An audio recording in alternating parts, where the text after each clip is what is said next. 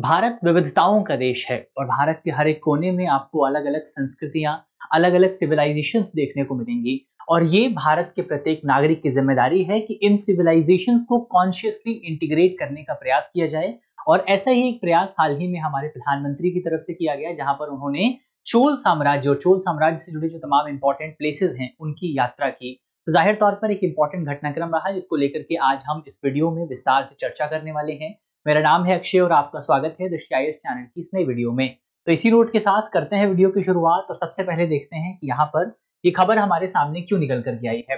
तो खबर यदि आप देखें, चर्चा में विषय अगर आप देखें तो प्रधानमंत्री नरेंद्र मोदी ने तमिलनाडु के गंगईकोंड चोलपुरम स्थित प्राचीन शिव मंदिर में पूजा की है, जिसकी वजह से पूरा टॉपिक जो है वो आपको देखने को मिला है। इस दौरान उन्होंने राजेंद्र चोल प्रथम की स्मृति में एक स्मृति सिक्का भी जारी किया। इसके अलावा प्रधानमंत्री जब यहाँ पर पहुंचे थे तो ये एक कार्यक्रम के उपलक्ष्य में पहुंचे थे। एक महोत्सव जो है उसका आयोजन हो रहा था इस पूरे मंदिर में। कौन सा महोत्सव है?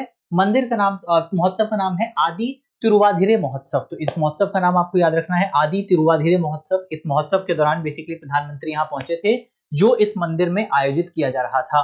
और यहाँ पर इस पूरे कार्यक्रम में शामिल होते हुए हमारे प्रधानमंत्री ने कहा कि सरकार की तरफ से तमिलनाडु में चोल, जो राज चोल थे और जो राजेंद्र चोल प्रथम थे, ये बेसिकली इनके पिता थे। राज चोल जो है ये पिता है राजेंद्र चोल प्रथम के। तो इन दोनों जो इंपॉर्टेंट पर्सनालिटीज रही हैं चोल वंश की, इनको लेकर के सरकार, इनकी मूर्तियां जो हैं, भव्य मूर्तियां जो हैं, विशाल मूर्तियां जो हैं, वो तमिलनाडु में स्थापित की जाएंगी। इसके अलावा प्रधानमंत्री ने अपने बयान में ये भी कहा कि चोल साम्राज्य का जो तमाम इतिहास रहा है, वो इतिहास आज भी वर्तमान समय में आधुनिक भारत के लिए एक प्रेरणा के स्रोत के तौर पर काम करता है। तो जाहिर तौर पर ये एक इंपॉर्टेंट डेवलपमेंट आपको देखने को मिलेगा। जो हमारी साउथ की संस्कृति है, जो द्रविड़ संस्कृति है, उसको इंटीग्रेट करने का एक प्रयास जो है वो यहाँ पर सरकार की तरफ से, हमारे प्रधानमंत्री की तरफ से यहाँ पर किया गया है। अब यहाँ पर थोड़ा सा मंदिर की इंपॉर्टेंस की बात कर लेते हैं। मंदिर के विषय में कुछ बातों को देख लेते हैं कि ये मंदिर क्यों इंपॉर्टेंट है। तो सबसे पहले मंदिर की अगर आप बात करें, ये मंदिर जो है गंगईकोंड चोलपुरम मंदिर, ये आपका यूनेस्को की विश्व धरोहर स्थल का हिस्सा है और इसको चोल वास्तुकला की उत्कृष्ट जो आपकी शैली है या उत्कृष्ट जो कला है उसका प्रतीक माना जाता है। इस मंदिर का निर्माण किसने कराया था, ये हमको याद रखना है। ये जो मंदिर है, इस मंदिर का निर्माण कराया गया था राजेंद्र चोल प्रथम की तरफ से। राजेंद्र चोल प्रथम ने इसका निर्माण कराया था। क्यों कराया था? मंदिर के नाम में अगर आप देखें, यहाँ पे गंगई शब्द आपको देखने को मिलेगा। ये गंगई शब्द जो है गंगा पर उनकी विजय को दर्शाता है। गंगा पर उनकी विजय को दर्शाता है। किसको हराया था इन्होंने पाल राजवंश को हराया था। कहाँ का पाल राजवंश? पाल राजवंश आपका मौजूद था वेस्ट बंगाल के आसपास। तो यहाँ पर इन्होंने पाल राजवंश को हरा करके जब ये अपने क्षेत्र में वापस लौटे थे, तब इन्होंने इस पूरे मंदिर का निर्माण किया था और इसके अलावा इन्होंने इस पूरे शहर का भी निर्माण किया था। मंदिर की वास्तुकला की अगर आप बात करें तो मंदिर जो है कोमल वक्र रेखाएं आपको देखने को मिलेंगी, कर्व लाइंस आपको देखने को मिलेंगी और शिल्प सौंदर्य इसमें आपको देखने को मिलेगा। और ये जो कर्वी लाइंस हैं, यही कर्वी लाइन इस पूरे मंदिर को दूसरे मंदिरों से अलग बनाती है। जैसे चोल साम्राज्य का एक और मंदिर है, जैसे तंजावुर का बृहदेश्वरा मंदिर जो हो गया, इन दोनों मंदिरों के बीच में आपको डिफरेंस जो देखने को मिलेगा वो इनकी शार्पनेस को लेकर के है। जैसे उदाहरण के तौर पर अगर आप देखें, यहाँ पर ये जो है आपका, ये गंगईकोंडपुरम चोलपुरम मंदिर है और ये आपका तंजावुर का मंदिर है। कौन सा? बृहदेश्वरा मंदिर। अब दोनों मंदिरों को अगर आप ध्यान से देखेंगे तो इस मंदिर के ऊपर यहाँ पर अगर आप देखें तो ये जो आपका पूरा स्ट्रक्चर बनाया गया है, इस स्ट्रक्चर को सबसे पहले क्या कहते हैं, इसका नाम आपको जल्दी से कमेंट बॉक्स में बताना है। तो ये जो स्ट्रक्चर यहाँ पर आपको देखने को मिलेगा, इसकी जो लाइंस हैं वो थोड़ी सी आपको कर्वी देखने को मिलेंगी, कर्व्स यहाँ पर आपको देखने को मिलेंगे। जबकि ये मंदिर अगर आप देखें, बृहदेश्वरा मंदिर अगर आप देखें, इसका जो ऊपर वाला स्ट्रक्चर है, इस स्ट्रक्चर में जो आपको लाइंस नजर आएंगी, इसका स्ट्रक्चर जो है ये पूरा थोड़ा सा शार्प नजर आएगा।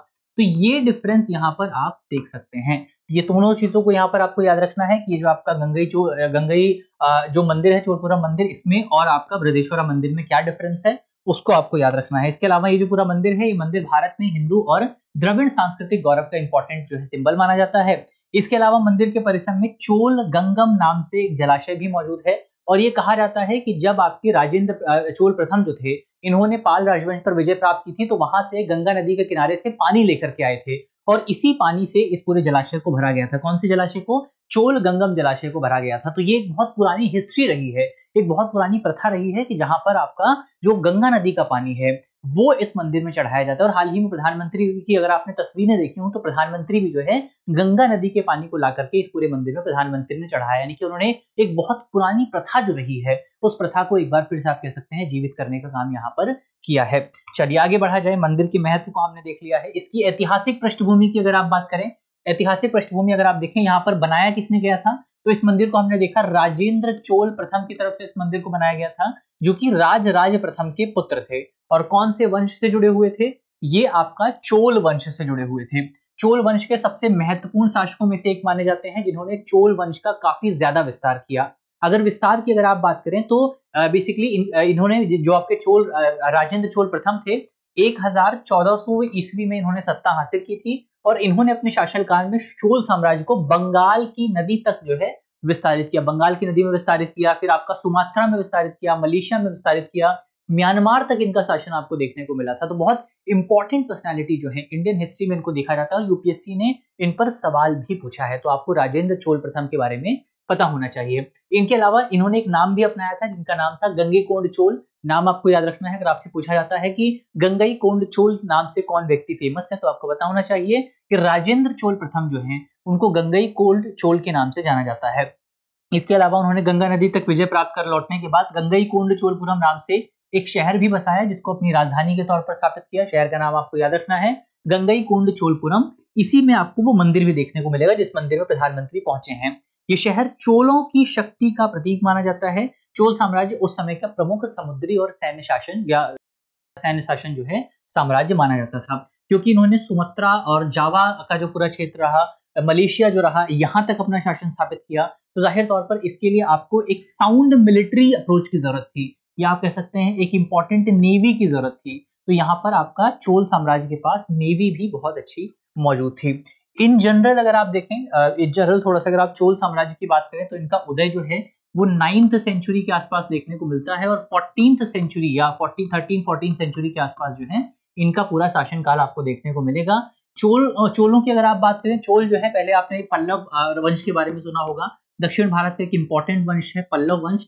पल्लवों के अंतर्गत चोल जो है वो छोटे से सामंत हुआ करते थे, लेकिन जब पल्लवों का शासन यहाँ पर कमजोर होता है तो फिर चोल अपना जो है स्वतंत्र तौर पर अपने आप को एक साम्राज्य के तौर पर स्थापित कर लेते हैं। प्रारंभिक चोल जो थे वो बहुत लंबे समय तक नहीं टिक पाते हैं, लेकिन बाद में जो है जो मिडिवल चोला जो थे उनका शासनकाल बहुत लंबे समय तक चलता है। तो चोलों के बारे में कुछ इंपॉर्टेंट पॉइंट आपको याद रखने हैं। अब इसके अलावा अगर आप देखें इस मंदिर की अगर आप बात करें, आदि तिरुवधिर उत्सव जो है, इस उत्सव को अगर आप देखें तो ये उत्सव जो है ये आदि माह में आयोजित किया जाता है। आदि माह यानी कि जुलाई और अगस्त का महीना इसमें मनाया जाता है। ये आपका तिरुवाधिरे नक्षत्र से संबंधित है जो भगवान शिव और राजेंद्र चोल से जुड़ा हुआ है। तो ये जो पूरा आपका महोत्सव है किससे जुड़ा हुआ है, राजेंद्र चोल से जुड़ा हुआ है। उत्सव के दौरान थिरुकुत्थु क्या है, सड़क नृत्य है।